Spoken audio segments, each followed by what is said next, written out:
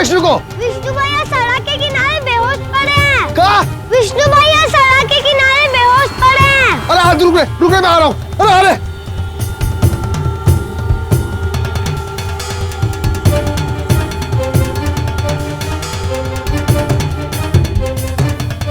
कहाँ हुआ रे? क्या चला रहा है? वो विष्णु भैया। कहाँ हुआ विष्णु को? वो विष्णु भैया सड़क के किनारे बेहोश पड़े हैं। बेहोश?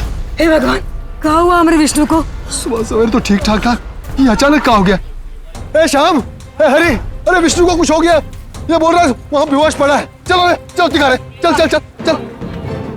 बाबा यहाँ पर, बाबा यहाँ पर। कहाँ है विष्णु? अरे विष्णु कहाँ गया? अरे विष्णु, विष्णु, अरे विष्णु, अरे कहाँ हो गया विष्णु को? अरे विष्णु, अरे कहाँ हो गया? अरे कहाँ हो गया? अरे विष्णु, अरे विष्णु, विष्णु, विष्णु, अरे विष्णु, अरे विष्णु, कहाँ हुआ रे तुझे? अरे उठना, उठना, अरे कहाँ हुआ मेरे बिटवा को? अरे उठ। नहीं कर ले चलो, अरे कर ले चलो। अरे श्याम, जा डॉक्टर को बुला के ला, अरे जल्दी ला रे। कुछ नहीं होगा बेटा, डरना नहीं, फिक्र न करना। समझ जा विष्णु, आंखें खोल बेटा, कुछ नहीं होगा, कुछ नहीं, तू ठीक हो जाएगा बेटा। ये क्या हो गया भगवान? अरे हटो रे हटो भाई, हटो हटो, डॉक्टर साहब आ गए। देखिए डॉक्टर साहब, देखिए ना, देखिए हमारे बेटे को क्या हो गया, अचानक बेहोश हो गया डॉक्टर साहब, देखिए। एक मिनट हटिए।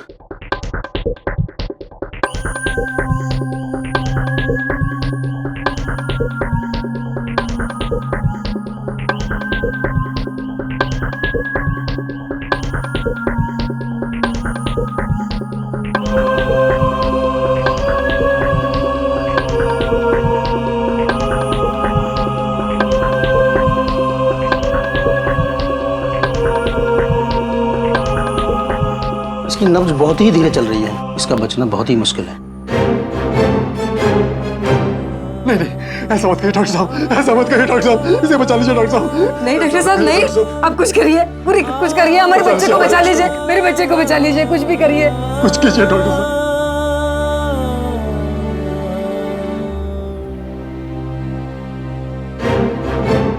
ये क्या है?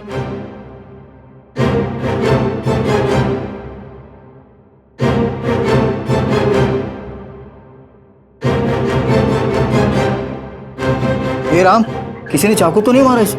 नहीं नहीं, चाकू नहीं मारा है। अगर चाकू मारा होता तो टांके क्यों लगाए होते? इसमें तो टांके लगाने की कोशिश की गई है। ऑपरेशन हुआ ये। ऑपरेशन? नहीं डॉक्टर साहब, हमारे बच्चे को कोई बीमारी नहीं थी, फिर वो ऑपरेशन काहे कराएगा? और कराएगा तो भी हम उसके माँ बाप है डॉक्टर साहब, कम से कम हमको तो खबर होगी ना। हाँ डॉक्टर साहब, हमें तो खबर होती, और सुबह सवेरे हमारे सामने घर से निकला था हंसता खेलता। डॉक्टर साहब कुछ कीजिए डॉक्टर साहब, कुछ कीजिए डॉक्टर साहब, बचा लीजिए बच्चे, कुछ कीजिए।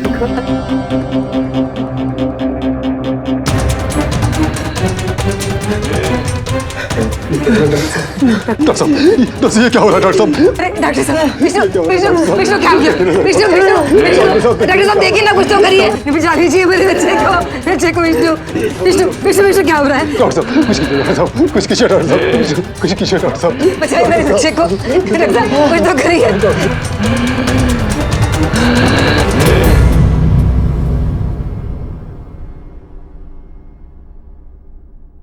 ये क्या हो गया डॉक्टर साहब? ये कुछ बोल क्यों नहीं रहा था डॉक्टर साहब? ये कुछ बोल क्यों नहीं रहा?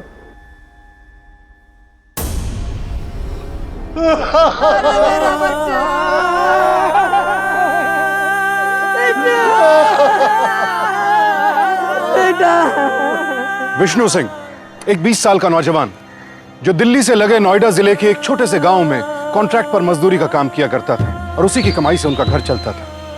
लेकिन आज अचानक विष्णु उन्हें छोड़कर हमेशा के लिए चला गया। आखिर इतनी छोटी सी उम्र में ऐसा क्या हो गया था विष्णु के साथ? क्या साइट पर उसका कोई एक्सीडेंट हुआ था या उसके साथ कोई और दुर्घटना घटी थी? विष्णु के पेट पर वो घाव किस चीज का था? विष्णु के पिता इंदर को कुछ समझ नहीं आ रहा था। वहां के डॉक्टर ने उन्हें सलाह दी कि अगर वो अपने बेटे की मौत का कारण जानना चाहते हैं तो उसके शव को तुरंत पोस्टमार्टम के लिए पास के सरकारी हॉस्पिटल ले जाएं। लेकिन विष्णु की मां और बाकी गांव वाले इस बात के खिलाफ थे। वो लोग मामले को ज्यादा तूल नहीं देना चाहते थे। विष्णु की मां चाहती थी कि शांति से उनके बेटे का अंतिम संस्कार हो जाए। वो अपने बेटे के शव के साथ छेड़छाड़ नहीं करना चाहती थी। लेकिन इंदर नहीं माने। वो अपने जवान बेटे की मौत का कारण जानना चाहते थे। और वो उसके शव को लेकर सीधे सरकारी अस्पताल पहुंच गए। अरे तुम पागल हो गए हो क्या? एक बार में बात तुम्हारी समझ में नहीं आ रही? बस एक बार देखिए साहब, एक बार नजर मारिए साहब। क्या नजर मार?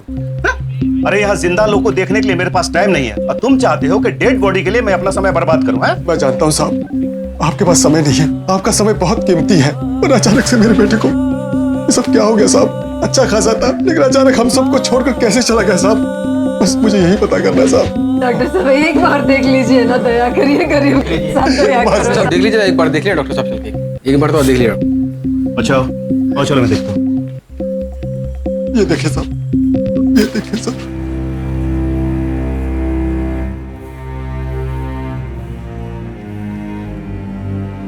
सुनो, तुम इसे यहीं छोड़कर जाओ, सुबह तक जांच करके मैं तुम्हें बता दूंगा इसकी मौत की वजह क्या है। बहुत बहुत मेहरबानी साहब, मैं कल सुबह फिर आ जाऊंगा। बस आपसे विनती है साहब, आप मेरे बेटे की मौत की जांच का कारण पता कर लीजिए। कारण पता चल जाए, मैं उनको नहीं छोड़ूंगा साहब। जिसने भी ऐसा किया है मैं उन्हें सजा दिला के ही रहूंगा साहब। देखो, इसकी जांच के लिए मुझे तुम्हारे दस्तखत की जरूरत है, तो मेरे साथ चलकर दस्तखत कर दो। आप जैसा बोलो साहब। चलो मेरे साथ। मेरा बच्चा।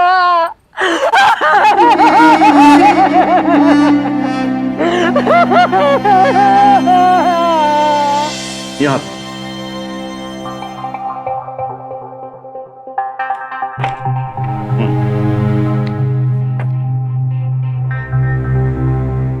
एक यहाँ पे, यहाँ लगा। डॉक्टर साहब, ये सब कागज किस लिए? अरे फॉर्मेलिटीज है भाई। अब तेरे बेटे की डेड बॉडी को अस्पताल में हम ऐसे तो रख नहीं सकते। अरे इसकी जांच करनी होगी, सरकारी काम है, सारा रिकॉर्ड रखना पड़ता है। ठीक है साहब। अब तुम जाओ, कल सवेरे तुम अपने बेटे की डेड बॉडी लेने आ जाना, तब तक मैं जांच करके पूरी रिपोर्ट तैयार कर दूंगा। ठीक है डॉक्टर साहब, बस मुझे इतना पता करना कि मेरे बेटे के साथ अचानक ये सब क्या हो गया। बस कारण पता चल जाए तो दिल को एक तसल्ली हो जाएगी। अरे हाँ हाँ, अब जाओ, कल सुबह वजह भी पता चल जाएगी। ठीक है डॉक्टर साहब। डॉक्टर मोहंती के कहने पर विष्णु के पिता इंदर ने हॉस्पिटल के सारे कागजों पर चुपचाप अंगूठा लगा दिया। उन्हें पूरा विश्वास था कि डॉक्टर मोहंती उनके बेटे की बॉडी की जांच करके उन्हें उसकी मौत का कारण बता देंगे, और इसी विश्वास के साथ वो अगले दिन जांच की रिपोर्ट और अपने बेटे का शव लेने हॉस्पिटल जा पहुंचे। लेकिन वहां उनके साथ वो हुआ जिसकी उन्होंने कल्पना भी नहीं की थी। क्या नाटक लगा रखा है? क्या नाटक लगा रखा है तुमने? 1 घंटे से मैं तुम्हें समझा रहा हूं, ये पागलपन बंद करो, निकल जाओ यहाँ से। सुनते क्यों नहीं? साहब, ऐसा मत करो हमारे साथ। हम गरीब लोग पहले से ही अपनी औलाद खो चुके हैं, और आप हमारे साथ ऐसा मजाक कर रहे हैं। मैं पागल हूं? मैं पागल हूं कि तुम लोग के साथ मजाक करूंगा? ये पेपर्स, ये भी झूठ बोल रहे हैं कि कल तुम लोग अपने बेटे की लाश यहां से लेके गए। ये तुम्हारे अंगूठे के निशान है कि नहीं? बोलो। साहब, ऐसा जुल्म न करो साहब। आपने तो मुझसे कहा था कि ये कागज मेरे बेटे की लाश जमा करने के लिए। आपके कहने पे तो मैंने अंगूठा लगाया। क्या बकवास कर रहे हो तुम? साहब, आप जानते हैं कि मैं सच बोल रहा हूं। यानी मैं झूठ बोल रहा हूं? साहब, मैं इतना जानता हूं, मैं अपने बेटे की लाश को लेकर नहीं गया साहब, नहीं गया। मनोहर सर, बताओ इन्हें, कल ये दोनों अपने बेटे की लाश लेके गए हैं या नहीं? हाँ सर, बिल्कुल सही। और तुझे शर्म नहीं आ रही झूठ बोलते हुए? कल तू जब लाश को लेकर जा रहा था तो मैं भी वहीं था सर के साथ में। मैंने खुद अपनी आंखों से तुझे लाश ले जाते हुए देखा है। डॉक्टर साहब, मुझे नहीं मालूम आप लोग ऐसा क्यों कर रहे हैं। मैं आपसे विनती करता हूँ साहब, मुझे मेरे बेटे की लाश दे दीजिए। मैं आपके सामने हाथ जोड़ता हूँ साहब, मुझे मेरे बेटे की लाश दे दीजिए साहब। अबे दिमाग से पैदा लेके आ। एक बार बोल दिया ना तेरे बेटे की लाश यहाँ नहीं है। चलो निकलो यहाँ से। सिक्योरिटी! मैं नहीं जाऊंगा साहब, मैं अपने बेटे की लाश दिए बिना नहीं जाऊंगा साहब, मैं नहीं जाऊंगा साहब। क्या हुआ साहब? सिक्योरिटी, इन दोनों को धक्के मार के यहाँ से निकालो। ना जाने सवेरे सवेरे कहाँ से आकर के पूरे अस्पताल को पागलखाना बना दिया इन दोनों ने। मुझे मेरे बेटे की लाश दीजिए साहब। चलो निकलो बाहर। नहीं साहब, मैं ऐसे नहीं जाऊंगा साहब। अरे दया करो। देख क्या रहा? ले जाओ इसे। आना साहब, चलो। नहीं साहब, नहीं साहब, मुझे मेरे बेटे की लाश दे दीजिए साहब। साहब नहीं साहब, मुझे मेरे बेटे की लाश दे दो साहब। चलो साहब, डॉक्टर साहब, मेरे बेटे को देखो साहब। मेरे बेटे की लाश वापस कर दो साहब, मेरे बेटे की लाश वापस कर दो।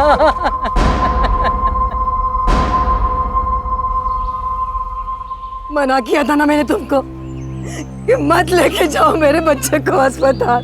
कह रही थी कि शांति से होने दो उसका अंतिम संस्कार। पर नहीं, तुमने नहीं सुना। अब देखो देखो क्या हो गया है। अरे एक अच्छी जिंदगी तो नहीं दे पाए हम बेचारे को, अब उसका अंतिम संस्कार भी नहीं हो रहा है। लानत है हम जैसे माँ बाप पर, लानत है। नहीं, मैं कुछ नहीं जानती, तुम उसको लेकर आओ। काकी संभालिए अपने आप को। मुझे कुछ नहीं पता, मुझे तो बस मेरा बच्चा चाहिए। बेटा कह दो ना इनसे, मुझे बस मेरा बच्चा चाहिए। तुम कुछ भी करो लेकिन उसे वापस लेकर आओ। अरे कम से कम उसके आत्मा को शांति तो मिले। चंदा, तू तो हमेशा उसके साथ ही घुमा करता था। तुझे तो पता होगा कि वो कहाँ गया था, क्या हुआ था। डॉक्टर कह रहा है कि उसका ऑपरेशन हुआ है। अरे किस बात का ऑपरेशन, जब वो बीमार ही नहीं था। काका मुझे कुछ नहीं मालूम, मैं खुद उसे जगह जगह ढूंढ रहा था, कहीं नहीं मिला। और फिर पता चला कि तुम मेरी बात को सुन रहे हो कि नहीं? मेरे विष्णु की लाश को वापस लेकर आओ। काकी काहे जिद कर रही हो? काका क्या कर लेंगे, जो होना था वो हो गया। हम जैसे गरीबों की किस्मत में बस यही लिखा होता है। अब भूल जाओ विष्णु को, वो बड़े हॉस्पिटल में बैठने वाला डॉक्टर है। हम चाहेंगे भी तो कुछ नहीं कर पाएंगे। होगा, जरूर होगा।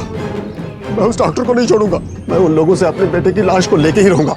उसके लिए चाहे मुझे पुलिस थाने या कोर्ट कचहरी क्यों ना जाना पड़े, मैं अपने बेटे को लाने के लिए जो बन पड़ेगा करूंगा, जो बन पड़ेगा करूंगा।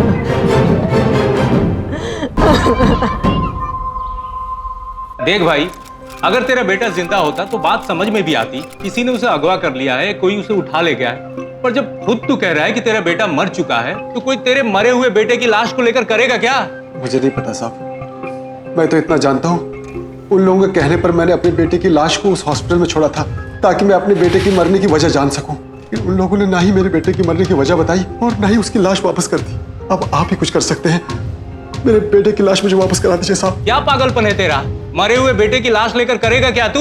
साहब, मेरा बेटा है, वो मरा है या जिंदा मेरा बेटा है।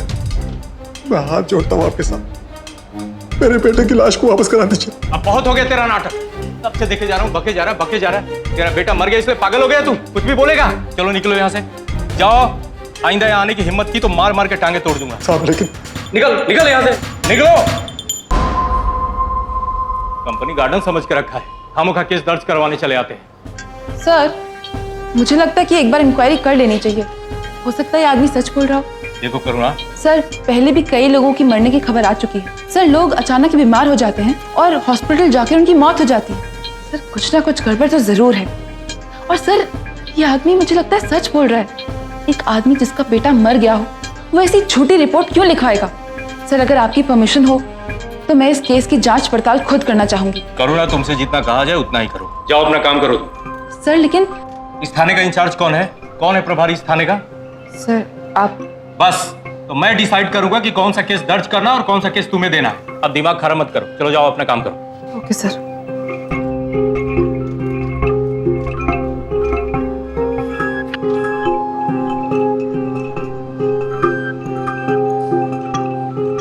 हेलो, हाँ, आया था वो। घबराइए मत, मैंने लताड़ के भगा दिया उसको। दोबारा यहाँ आने की हिम्मत नहीं होगी उसकी। अरे क्या लगे बकरी की तरह मियां, कुछ नहीं होगा, डरिए मत, मैं हूँ। अच्छा सुनिए, राजीव साहब को मेरा नमस्ते कहिएगा। बहुत दिनों से याद नहीं किया उन्होंने मुझे। हाँ, अरे कोई बात नहीं, अरे अब डरिए मत। अरे कुछ नहीं होगा, मैं हूं ना। नहीं, हो जाएगा। अरे कोई नहीं जाएगा वहां।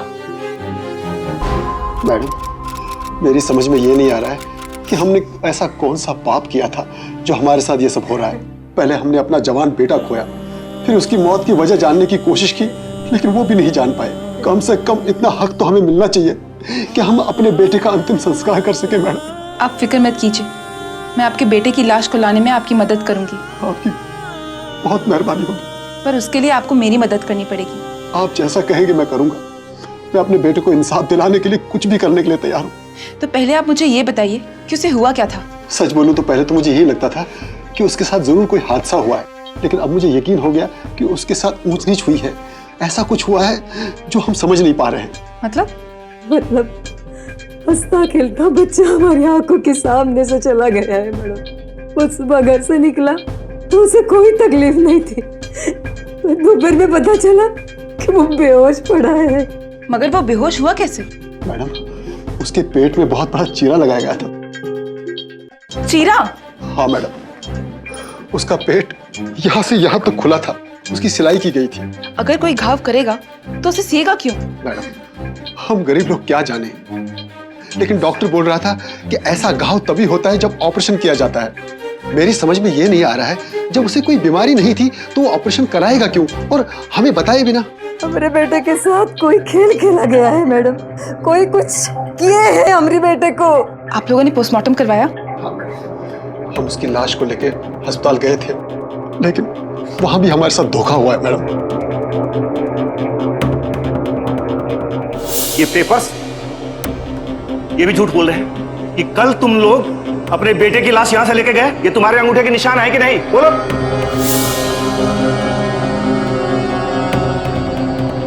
राम जाने हमने उन अस्पताल वालों का क्या बिगाड़ा था कि हमारे साथ ऐसा सलूक कर रहे हैं। अब आप ही बताइए मैडम, अगर वो लोग हमारे बेटे की मौत का कारण नहीं बताना चाहते हैं तो ना बताएं, कम से कम उसकी लाश तो हमें सौंप दें। अब भला उनको हमारे बेटे की लाश छुपाकर क्या मिलेगा मैडम? डॉक्टर मोहंती, करुणा का इस केस से कोई लेना देना नहीं था, बल्कि उसके सीनियर ऑफिसर ने तो उसे इस केस में दखल देने से साफ मना भी कर दिया था। उसकी इंदर से कोई रिश्तेदारी भी नहीं थी, लेकिन फिर भी करुणा उसकी मदद करना चाहती थी। और इंदर की पूरी कहानी सुनने के बाद तो करुणा और भी विचलित हो गई। लेकिन आखिर अपने सीनियर ऑफिसर की मर्जी के खिलाफ वो किस हद तक उसकी मदद कर सकती थी? मैडम, पहले आप इसे देख लीजिए, फिर आप मुझ पर शक कीजिएगा। ये देखिए, उसके अंगूठे के निशान, और इसमें यह साफ साफ लिखा हुआ है कि वो लोग अपने बेटे की लाश लेके जा चुके हैं। लाश के साथ मैंने रिपोर्ट की कॉपी भी लगा दी थी। इसके हिसाब से उसके बेटे की मौत मलेरिया से हुई। वो कहता है कि उसके बेटे के पेट में किसी ने चीरा लगाकर उसकी सिलाई कर दी है, जिसकी वजह से उसकी मौत हो गई। अब बेटे की मौत की सदमा की वजह से शायद वो इस तरह की बातें करता हो, लेकिन मुझे ये समझ में नहीं आता कि वो इस तरह की बातें क्यों करता है। और कोई भी भला होशो हवास में कोई इस तरह की मनगढ़ंत कहानी तो नहीं गढ़ेगा ना? तो आपका कहना है कि वो आदमी पागल है? नहीं मैडम, मैंने ऐसा तो नहीं कहा, लेकिन इट्स ओके डॉक्टर, अगर मुझे आपसे कुछ और पूछना होगा तो मैं आपको दोबारा तकलीफ दूंगी। अरे क्यों नहीं, श्योर। चलती हूँ। नमस्कार।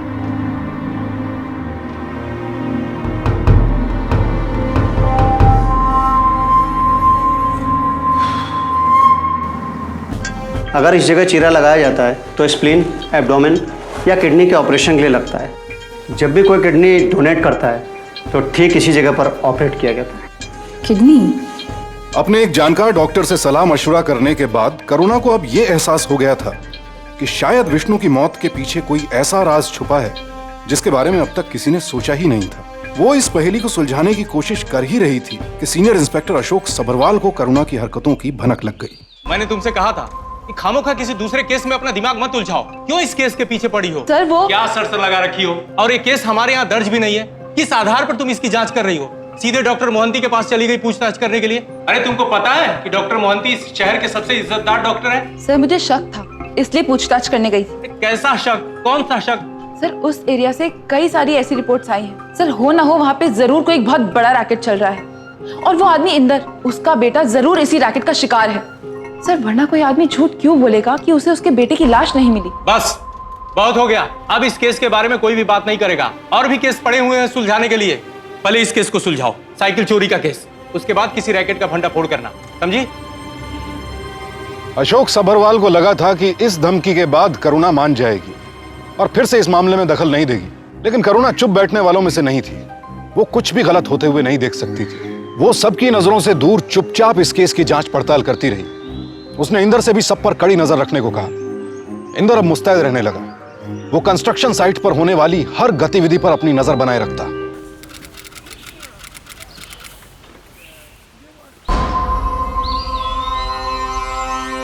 अरे हरिया, तुम्हारे पास इतने पैसे कहाँ से आए? वो कहा है कि हम उधार लिया था ना, बहन की शादी है उसके लिए।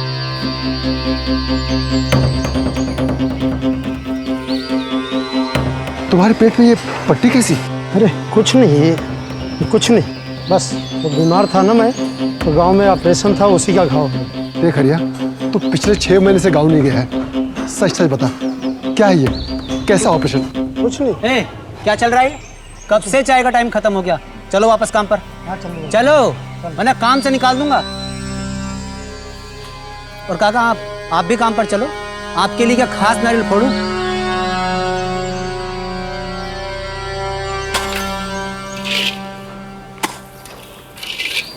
हरिया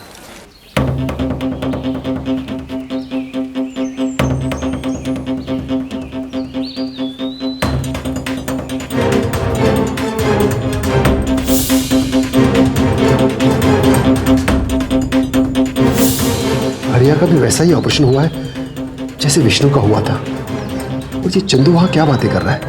पर विष्णु तो चंदू के साथ खूब घूमा फेरा करता था। मुझे चंदू पर नजर रखनी होगी।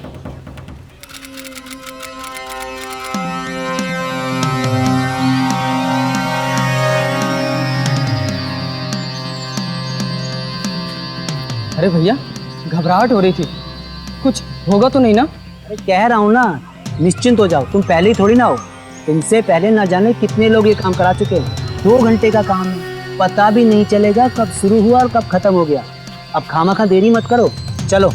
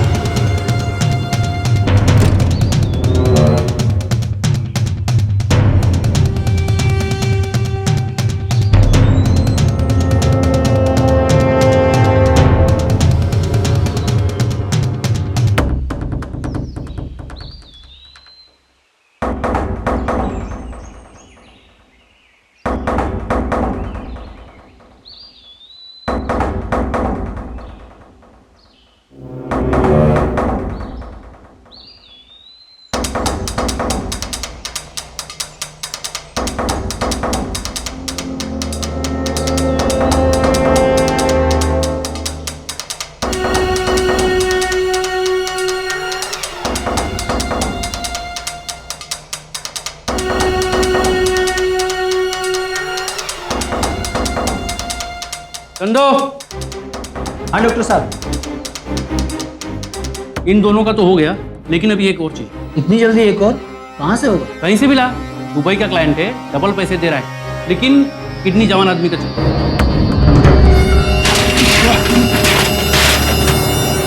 देख तो बाहर, देख कौन है।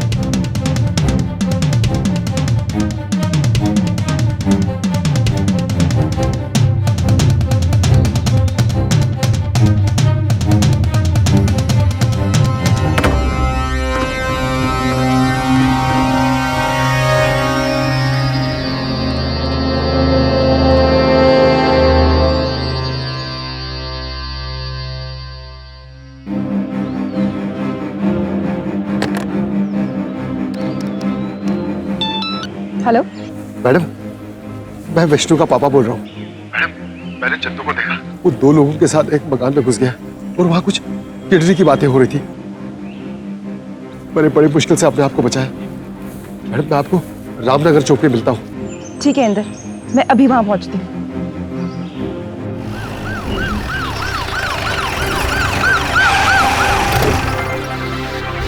मैडम, यही वो घर है मैडम।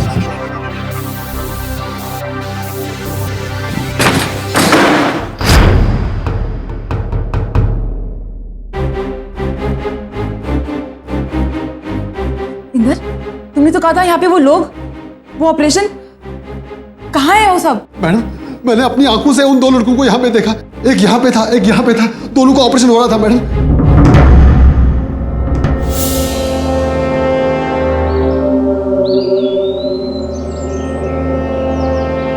सर जी, वो करुणा मैडम डॉक्टर राजीव के पुराने घर पर रेड मारने जा रही है। ठीक है सर जी। लगता है हमारे आने की खबर उन लोगों को पहले ही लग गई और वो लोग भाग खड़े हुए। खैर, कब तक भागेंगे? आज नहीं तो कल हम उन्हें पकड़ ही लेंगे। तुम्हें सुनाई नहीं देता है? तुम्हारा दिमाग खराब हो गया है। इस केस से दूर रहने के लिए कहा था मैंने। मेरे बिना परमिशन की तुम्हारी वहां जाने की हिम्मत कैसे हुई? क्या समझ के रखी हो? पुलिस की वर्दी पहनी हो तो कहीं कुछ भी कर सकती हो। मालूम है वो घर एक प्राइवेट प्रॉपर्टी है, और बिना वजह किसी प्राइवेट प्रॉपर्टी पर रेड डालने का क्या अर्थ होता है?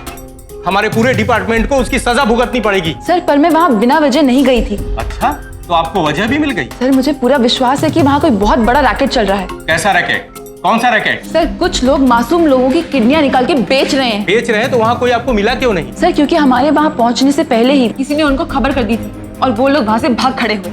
सर मुझे पूरा विश्वास है कि अगर हम लोग इस केस की तह तक पहुँचे तो हम लोग इन लोगों को पकड़ सकते हैं। देखिए करुणा जी, आप अपनी जासूसी अपने पास ही रखिए। तुम्हारी वजह से हमारा डिपार्टमेंट बदनाम हो चुका है, और उस पर बिना किसी सबूत और बिना किसी FIR का हम जांच शुरू कर देंगे।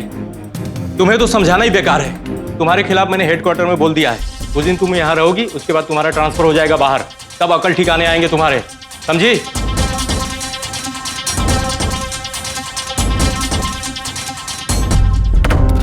ऐसा मत कहिए मैडम, ऐसा मत कहिए। आप ही का तो सहारा है। अगर आप हमारी मदद नहीं करेंगी हम लोग तो कुछ भी नहीं कर पाएंगे।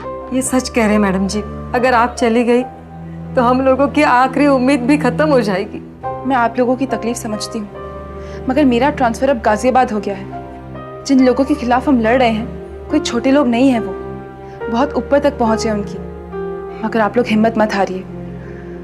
मैं गाजियाबाद ज़रूर जा रही हूँ, लेकिन ये लड़ाई छोड़ी नहीं है मैंने। अभी तक हार नहीं मानी है मैंने।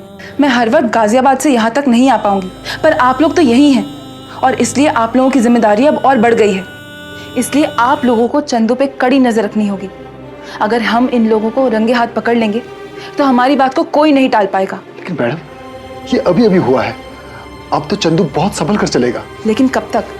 अगर आप लोगों को वापस कुछ गड़बड़ होती दिखाई दे तो आप मुझे तुरंत बताइएगा। मैं कुछ ना कुछ करके आपकी मदद जरूर करूंगी। इतनी आसानी से जाने नहीं दूंगी मैं उन लोगों को। चलती हूँ।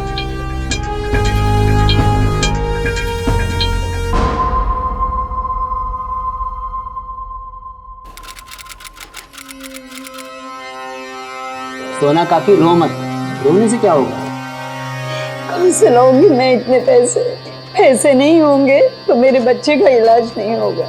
पैसे चाहिए ना, पैसे मिल जाएंगे। पर कैसे?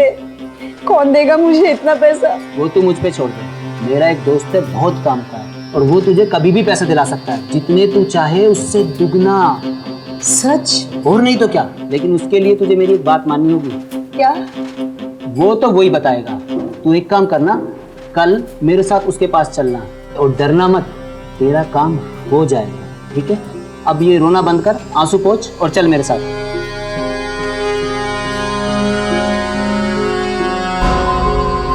हमारे देश में आज भी करोड़ों लोग गरीबी की रेखा के नीचे रहते हैं।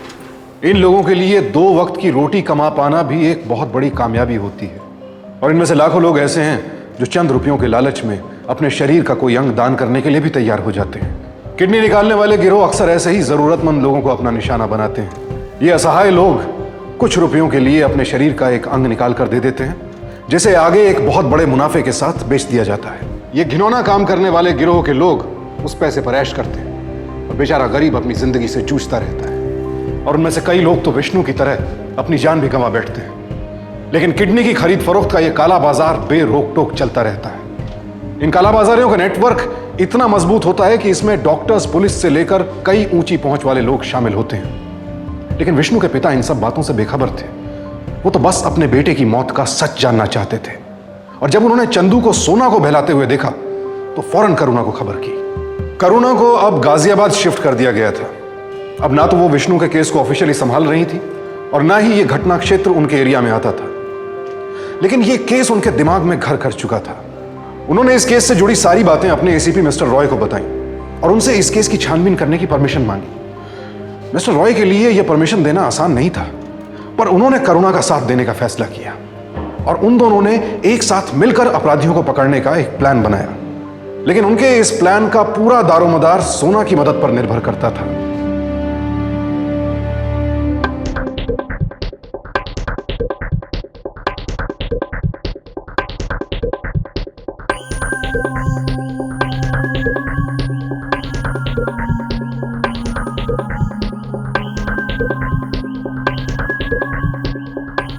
छोटा सा ऑपरेशन करना होगा। कितना खर्चा आएगा डॉक्टर? 50-55 हज़ार। अच्छा, मैं चलता हूँ। Okay doctor, thank you. Thanks.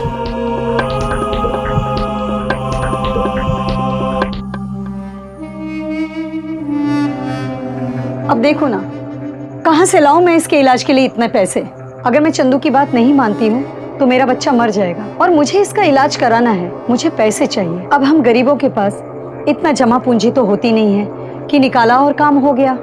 Madam, मुझे पैसे तो चाहिए और उसके लिए मुझे सिर्फ एक ही रास्ता दिखाई देता है और वो मैं करूँ। सोना, जरा देख इन लोगों की तरफ। इन लोगों ने अपना जवान बेटा खोया है।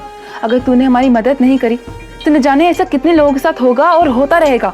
जरा खुद सोच, क्या पता अगर तेरे साथ भी वही हुआ जो इनके बच्चे के साथ हुआ है, तो तेरे बेटे का ख्याल कौन रखेगा? तो जिसके लिए ये सब कर रही है, तेरे बाद कौन उसकी देखभाल करेगा? बोल। सुना, मैं तेरी तकलीफ समझती हूँ, पर एक रास्ता है। अगर तू चंदू को पकड़वाने में हमारी मदद करेगी तो मैं तुझसे वादा करती हूँ कि मैं तेरे बेटे का अच्छे से अच्छा इलाज करवाऊंगी। हम बड़ी संस्था में जाएंगे, हम सरकार से मदद मांगेंगे, पर उन लोगों को पकड़ना बहुत जरूरी है। तू हमारी मदद करेगी ना?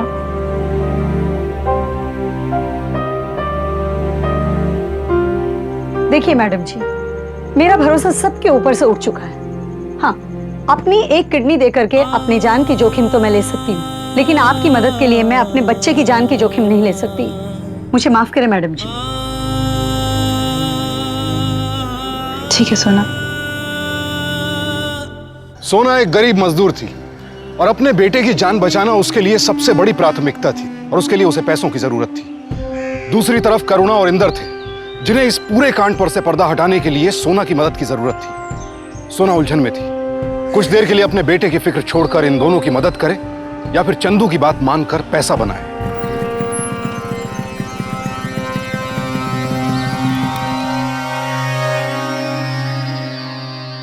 सुना, फिक्र मत कर, पैसे चाहिए ना? पैसे की टेंशन बिल्कुल मत ले। चला अंदर आ।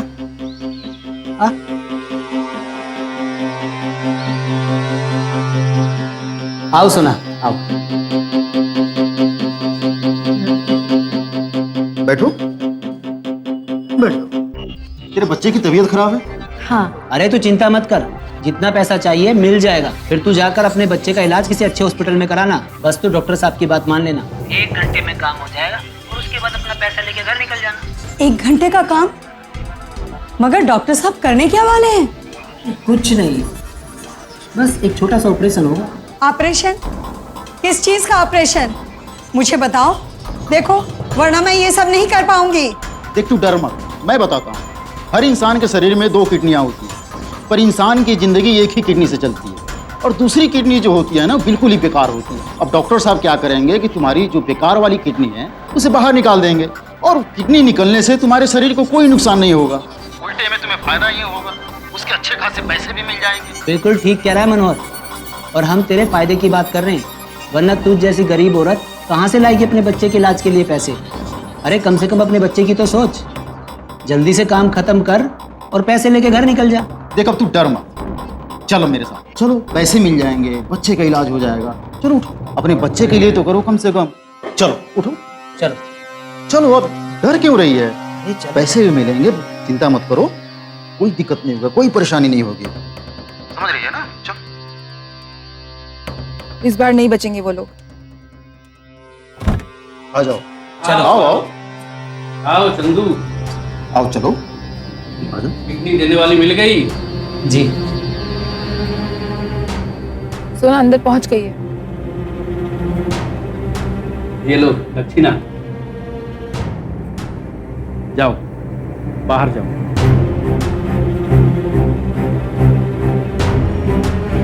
तैयार हो जाओ सब। चलो ड्राइवर। डॉक्टर साहब, मुझे कुछ होगा तो नहीं ना? बहुत डर लग रहा है। घबराओ नहीं, लेट जाओ, आप लेट जाओ, कुछ नहीं होगा, लेट जाओ।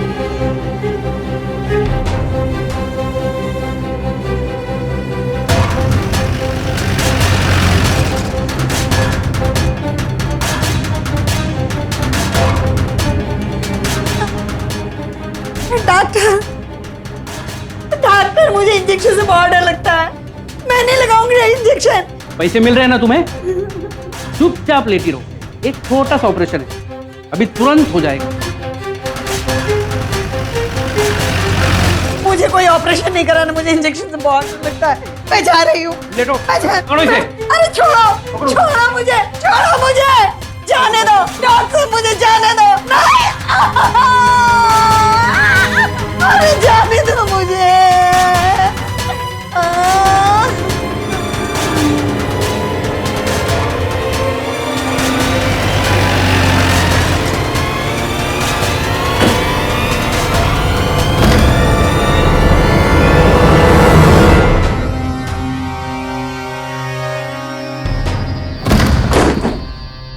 पकड़ ले। कहाँ भाग रहा है? देखो मैं एक रिस्पेक्टेड डॉक्टर हूँ, बहुत बुरा होगा। Respected doctor? अगर तुझ जैसे रिस्पेक्टेड डॉक्टर्स होते हैं ना, तो इस दुनिया में रिस्पेक्टेड डॉक्टर्स होने ही नहीं चाहिए। चल चल यहाँ से बाहर। छोड़ो, तेरी रिस्पेक्ट तो मैं निकालती हूँ। चल यहाँ से। बताता हूँ मैडम, सब सच सच बताता हूँ। मैं डॉक्टर मोहंती के कहने पर ये सब किया करता था। मैं कंस्ट्रक्शन साइट पर लेबर सुपरवाइजर हूँ। किसी भी मजदूर को पैसे की जरूरत होती थी तो वो मुझसे आकर बोलता था। मैं उनको बोलता था कि ये पैसे कमाने का सबसे आसान तरीका है। फिर उनको मैं डॉक्टर अली के पास ले जाया करता था। फिर डॉक्टर अली उनका ऑपरेशन करके उनकी एक किडनी निकाल लेते थे। फिर वो किडनी डॉक्टर मोहंती के पास भेजती जाती थी। और विष्णु भी उन लोगों में से एक था कि नहीं? विष्णु को अपनी दुकान खोल ली थी। मैंने उसको बोला कि अगर तू अपनी किडनी बेच देगा तो तेरी दुकान अपने आप बन जाएगी। ये शर्म आनी चाहिए तुझे। अब ये बोल कि जिन लोगों को किडनी चाहिए होती थी उन्हें तेरे पास कौन भेजता था? मुझे नहीं मालूम मैडम जी। अरे बताता है कि सच कहता हूँ मैडम, मैंने उनका नाम सुना है। कोई डॉक्टर राजीव करके है। डॉक्टर मोहंती की अक्सर उनसे बातचीत हुआ करती थी और मुझे कुछ नहीं मालूम।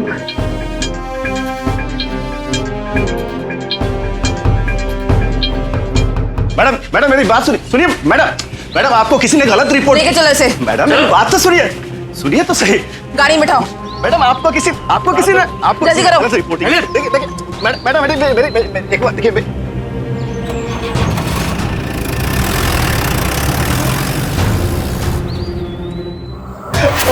मुझे नहीं तो बता तूने आज तक कितनी किडनियां बेची, उसमें से कितने पैसे कमाए और गरीबों को कितने दिए? बोल वरना तेरी जुबान खींच लूंगी मैं।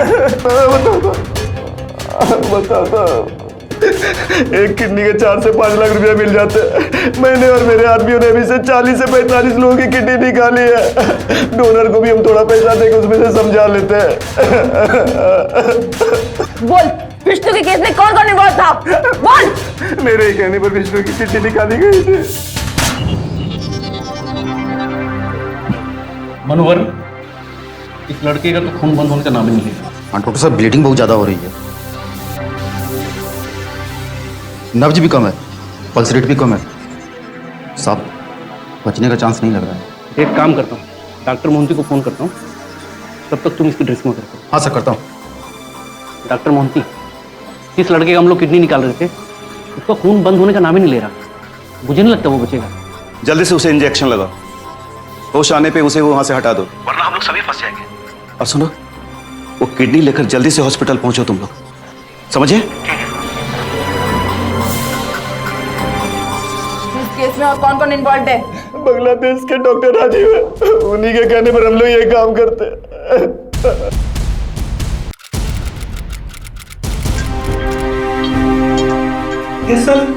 अरे सलीम, एक चाय तो लाना जरा जल्दी।